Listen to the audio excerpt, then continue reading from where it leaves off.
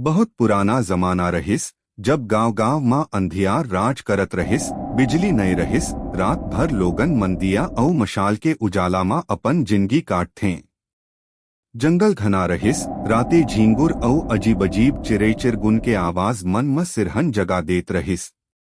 ओही समय छत्तीसगढ़ के एक गांव रहिस पचरौनी पारा। गांव छोटकन रहिस, घर सब माटीक परैल के औ लोगन मन अपन दिन खेतीबाड़ी, जंगल ले लकड़ी बटोरना औ नहर मां नहाय धोय म बितावत रहीं। गांव के एक कोना मां नहर पार करके एक बड़का पीपल के पेड़ रहिस।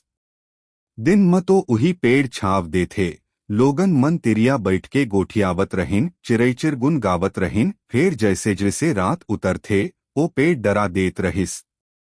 दाढ़ी ऐसने लटकत रहिस जैसे कोनो जिंदा चीज हवय, औ हवा सरसराथे त आवाज होथे जैसे कोई रोवत होय। गांव के बुजुर्ग मन कहिथे के ओ दाढ़ी म कच्चा कालू के आत्मा बसथे। कच्चा कालू असल म गांव के एक गरीब घर म जन्मिस रहिस। लइका जब जन्मिस त महतारी खुश होइस, फिर किस्मत खराब रहिस।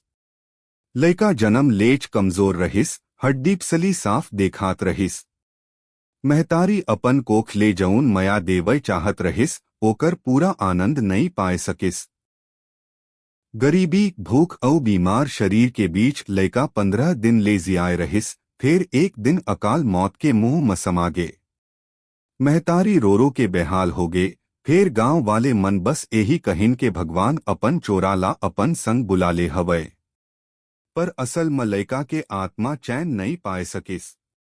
ओ अपन अधूरा सपना, अपन माए के गोदी औ दूध ला छोड़ के चल गे रहिस, औ ओकरे दुख के छाया ओ पीपल पेड़ म बस गे। धीरे धीरे रात म लोगन मन कहिन के दाढ़ी तले अजीब आवाज गूंजथे, साफ साफ बच्चा के रुलाई सुनाई देथे, माए माए मोला दूध दे। जे मनखे ओ आवाज सुनथे, ओकर देह मां ठंडा हवा बैठ जाथे, लहू जम जाथे औ वो सिरहन ले कांपत रही थे। एक बार गांव के मनहरन नाम के जवान अपन बकरी खोजत खोजत रात म वो पीपल तिरिया गीस। अचानक ओकर कान म रुलाई गूंजिस, भैया मोला दूध ला दे।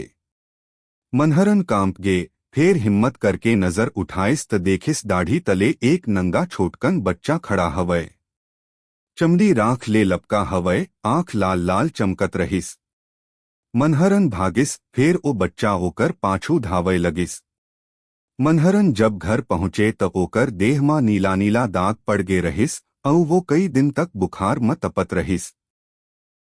गांव के औरत मन कहिथे के अमावस के रात ओ आत्मा अपन महतारी खोजे बर निकलथे। जेकर घर म दुधारू महतारी रहिथे, ओकरा ओ आत्मा अपन माए समझ के पीछा करथे। कई घर म अचानक चूल्हा बुझ जाथे, दिया बिन हवा के बुझ जाथे औ अंधियार म वही आवाज गूंजथे, माए मोला गोदी मा ले ले। जौन औरत मन ये आवाज सुनथे, वो मन डर ले बेहाल हो जाथे, कई बेहोश घलो हो जाथे। गांव वाले मन आखिर गुनिया ला बुलाईं। गुनिया पीपल तले मंतर पाठ करत बैठिस औ आवाज लगाइस, कच्चा कालू तैं काबर गांव ला सतावत हस। अचानक धुंध घेर लेस औ ओ धुंध म वही छोटकन बच्चा उभर गे। वो रोवत कहिस, माए मोला दूध नहीं मिलिस, मोला काकर गोदी नहीं मिलिस, मोला धरती ले उठाए दे गे। गुनिया कांपत रहिस, फिर हिम्मत जोड़े के कहिस, जा बेटा तोर मोक्ष करथन। गांव वाले मन दूध औ गुड़ चढ़ाइन, रात भर भजन कीर्तन करें।